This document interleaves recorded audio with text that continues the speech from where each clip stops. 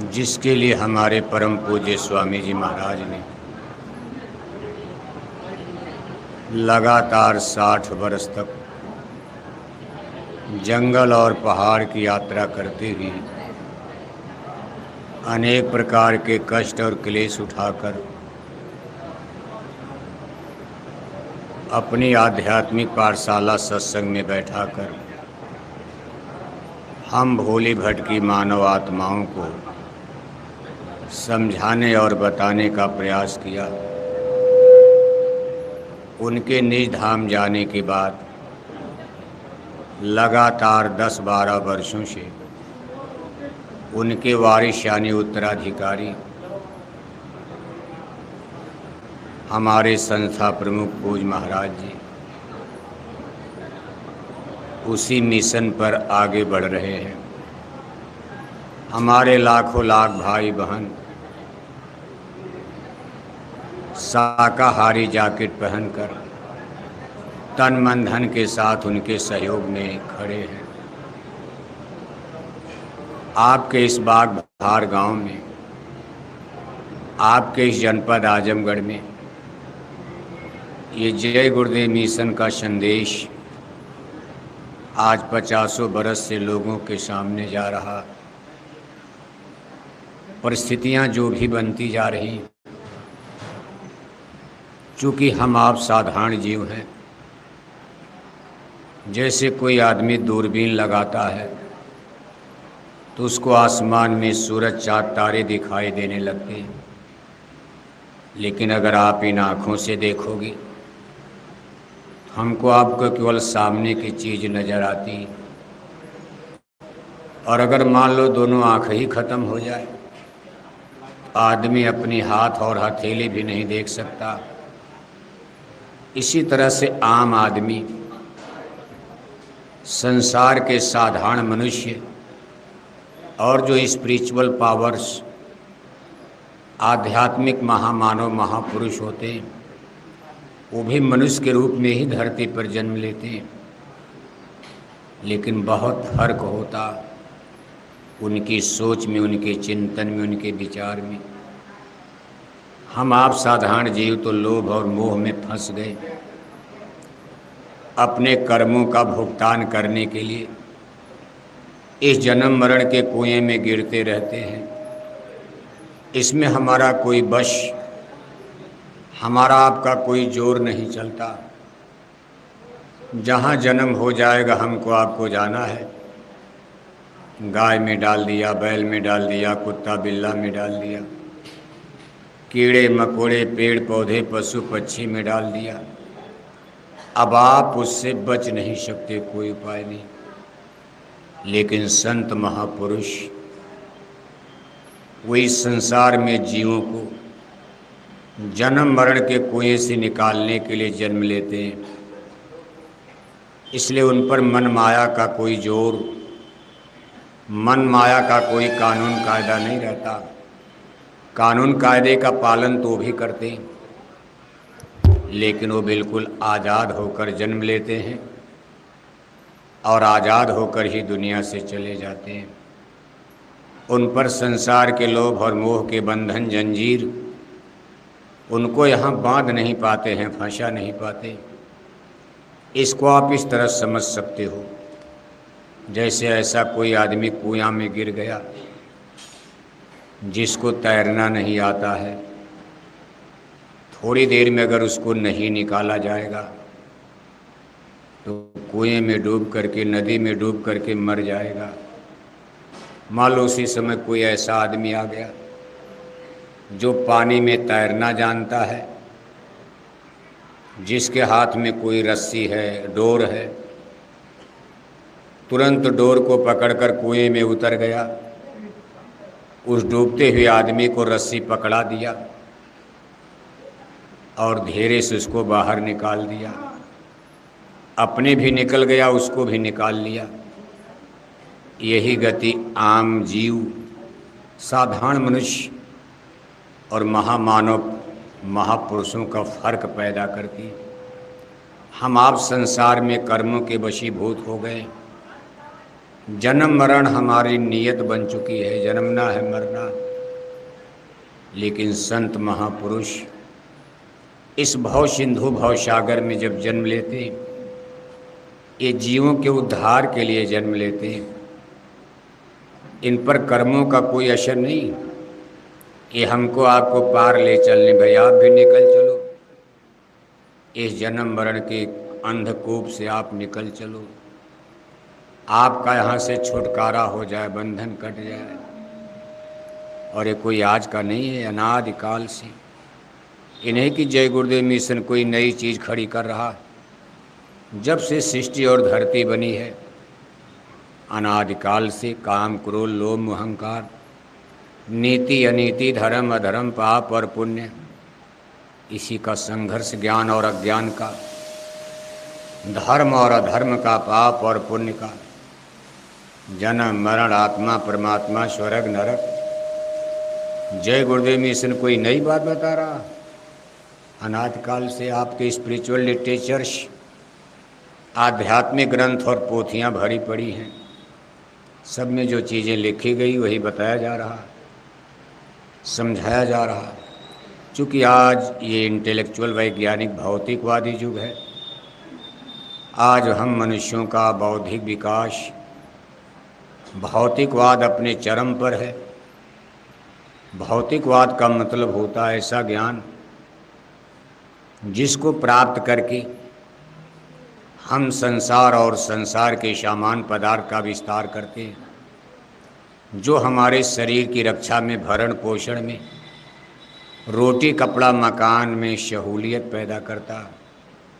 जैसे मान लो आज पढ़ लिख लिए, आप इंजीनियर बन गए, डॉक्टर बन गए, आपको 1-2 लाख तनख्वाह मिलने लगी।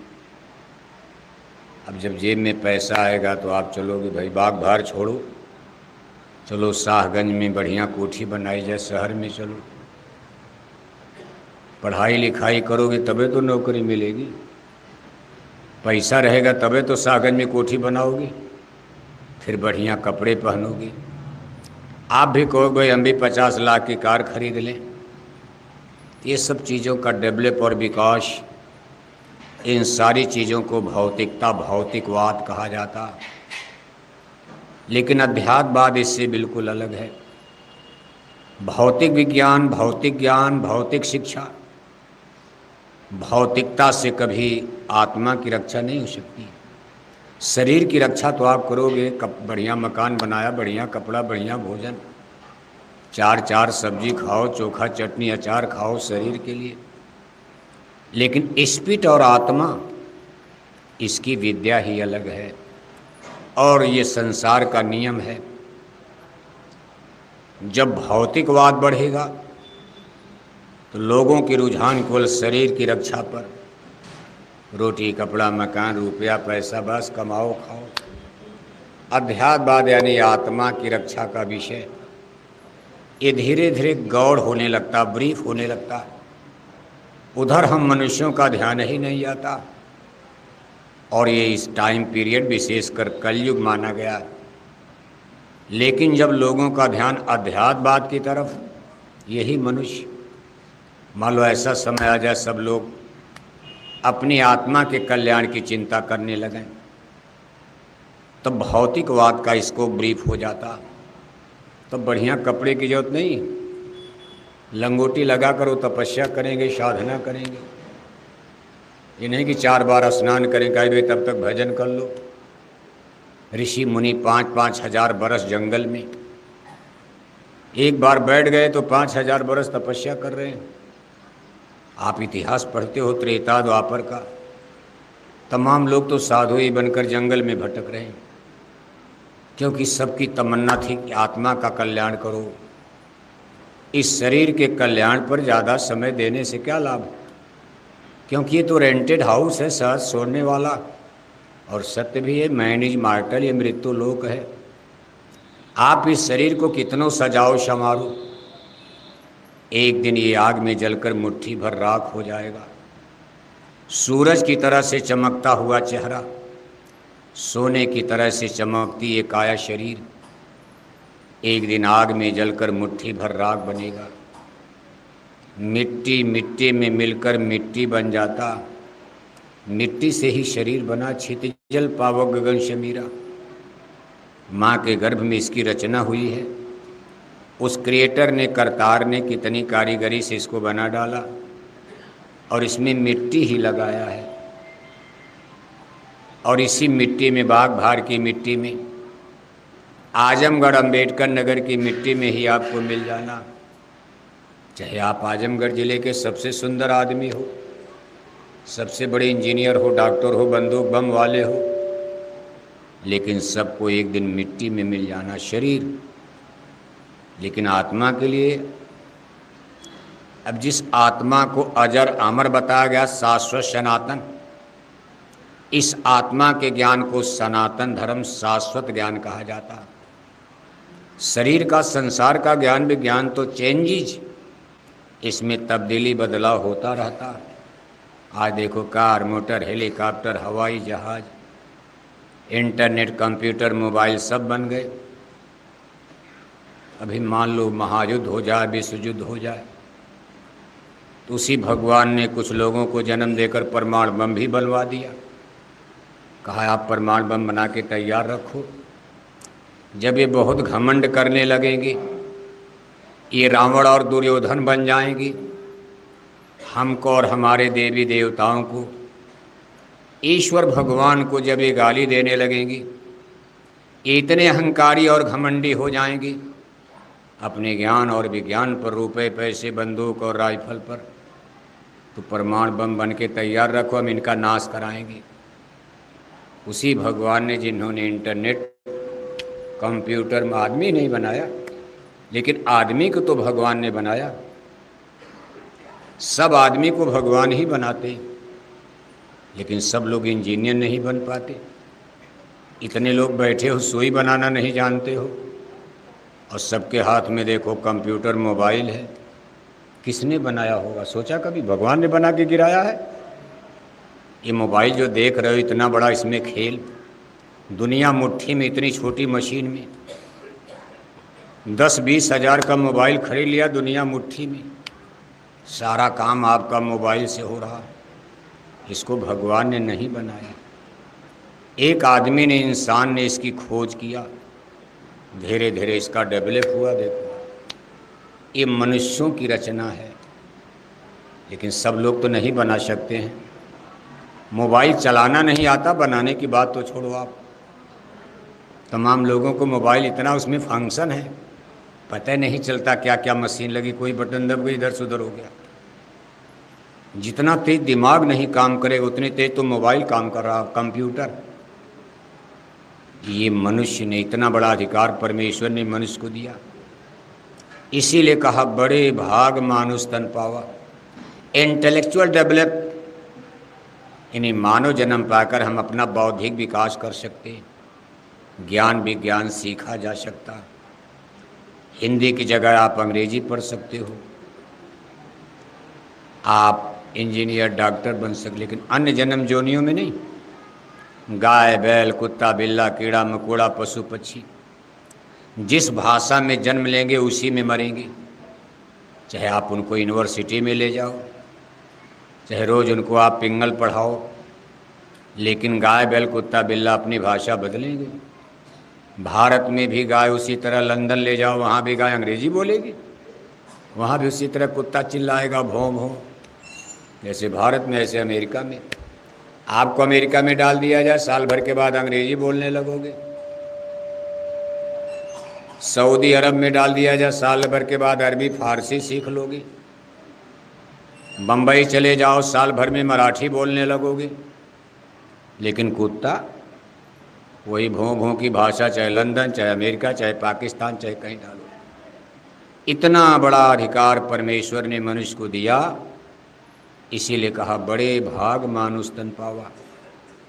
मानव का दर्जा सबसे उत्तम, श्रेष्ठ, महान है। इस परमेश्वर की रचना में इसको सरताज, सृष्टि का सरमौर कहा जाता। परमेश्वर ने इसको अधिकार दे दिया, भाई जाओ आप, हमने जहाँ तक बनाना था बना दिया, अब इसके बाद आप रचना का विस्तार करो।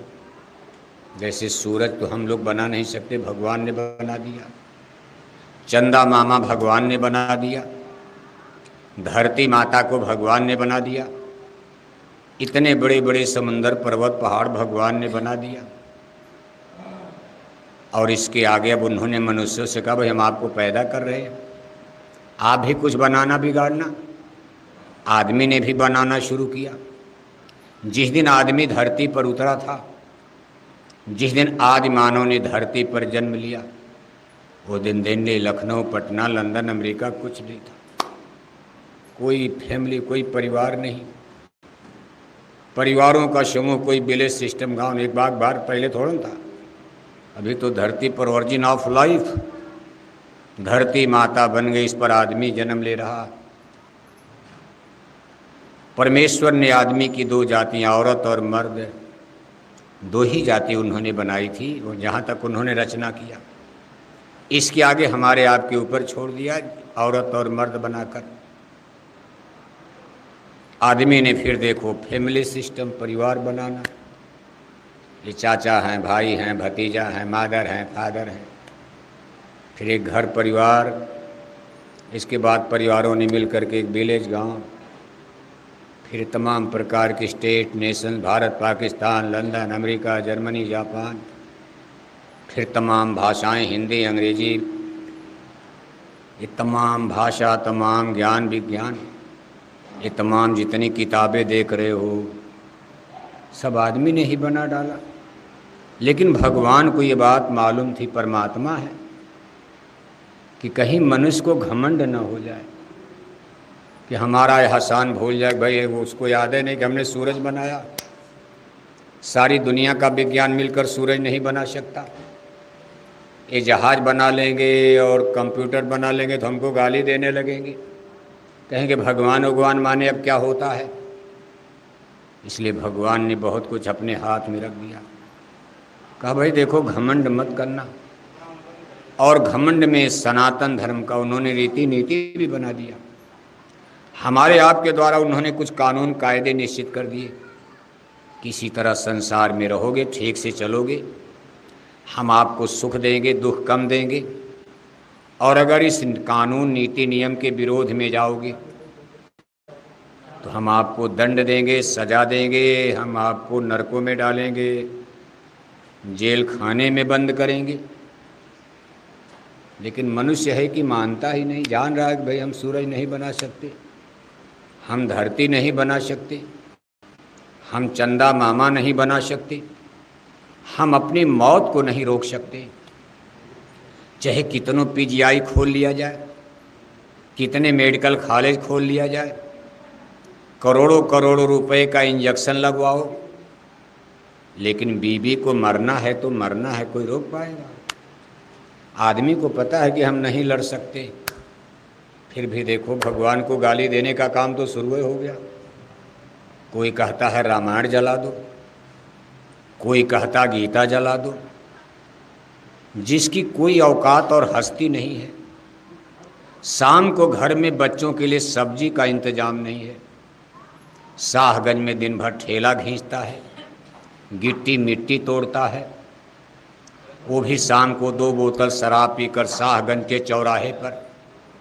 तब तक गांधी महात्मा को गाली, भगवान राम को गाली, देवी देवताओं को गाली, अपने माँ बाप को तो घास भूसा समझता, माँ बाप को तो मानता ही नहीं है, अपनी ही बुद्धि को सबसे ऊंचा मानता है, जिसकी कोई है। इस गांव गिराव में देख रहे हो आप, आज मनुष्य जहां खड़ा है इस भौतिकता की अंधी दौड़ में, आज इसके अंदर सब कुछ खत्म हो गया। नैतिक बल, चरित्र बल, इसका पतन हो चुका है।